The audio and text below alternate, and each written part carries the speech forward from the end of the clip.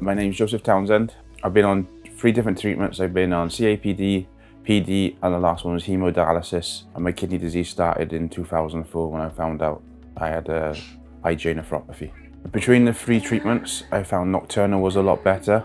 It was cleaner. My body felt, it's a weird sensation, you feel cleaner inside. Come off a lot of my medication. They had to add meds to me to give me my vitamins because of the quality of dialysis I was having was really good. My bloods were like a normal person as well. After my mum's kidney failed, I just lost all my energy. Walking up the stairs was out of breath. I was constantly feeling cold. I go to work. My job at the time was quite physical and I struggled doing that. I had to finish work completely because of the way I was. I was also in college trying to be a paramedic, doing a paramedics degree. When I went into the unit and Gail Williams saw me, she said, "Oh, you're my candidate, you'd be good for home dialysis." I took the offer up. Once I went home after everything was sorted, started dialysing a lot more. I was training 6 days a week. I was doing circuit training, I was doing weight training. So when I was on nocturnal dialysis, I had my first boy, who's now 5.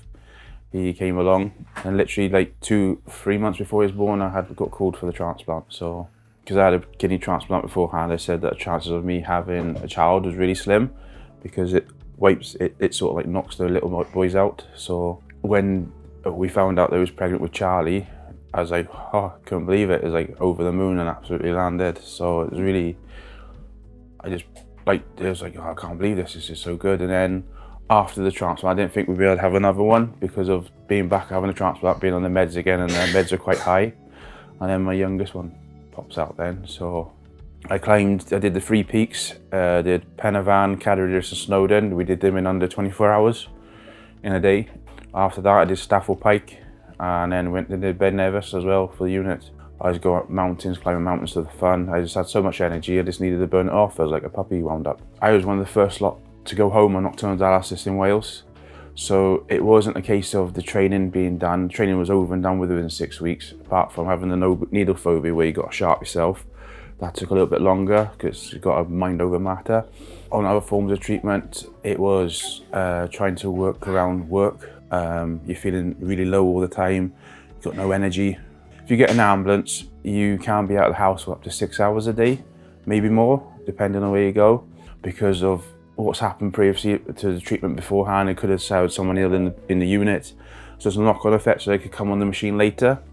You're just living, you're not really engaging with anything that's going on because everything's in your mind about dialysis, your illness, because you just feel rough, you just feel yuck. Whereas when I went on to nocturnal dialysis, started training again, becoming the fittest I did for a long time.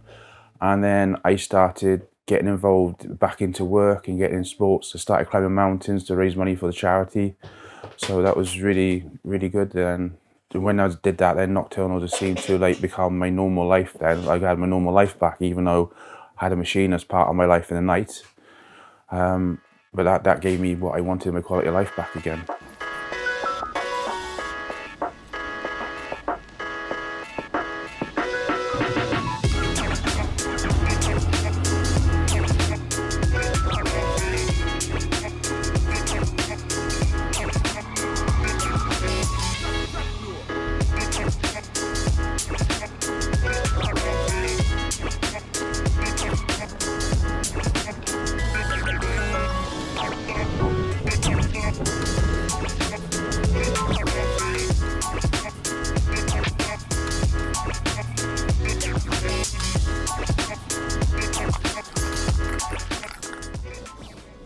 I was on the ambulances first.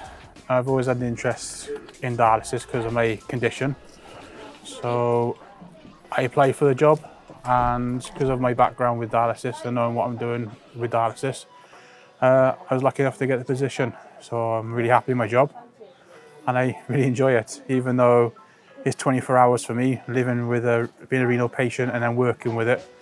It's a bit of a challenge, but I enjoy the challenge, helping patients, help them through the dialysis. I understand what they're going through, been there, done that. I'd like to train up to be a qualified nurse and to work in renal with that and see where that goes.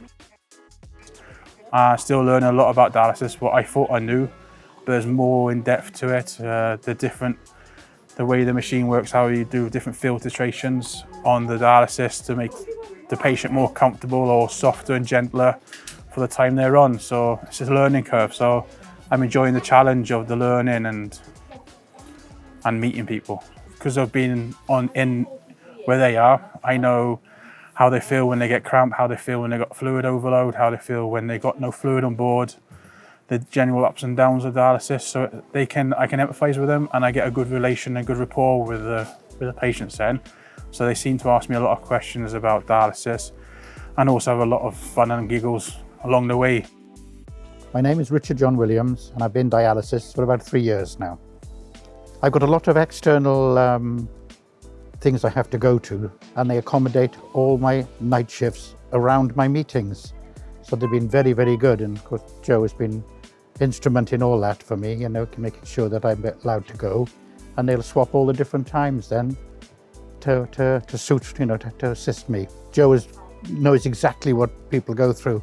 You occasionally get a very unpleasant blood pressure drop, and of course Joe's aware of all this and is there to help, and assist. Looking forward to the home dialysis. I'd miss all the staff here because we've got all good friends now, but the flexibility it'll give me to pick and choose when I do it to fit in with all, as I said, my social life. And that was the reason for it, just so I can actually pick and choose when I do it. This part of this ward in the corner over there is for home dialysis.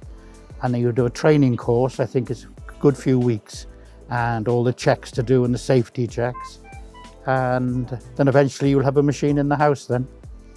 I'm a peer mentor for Paul Popham. A referral comes into the office.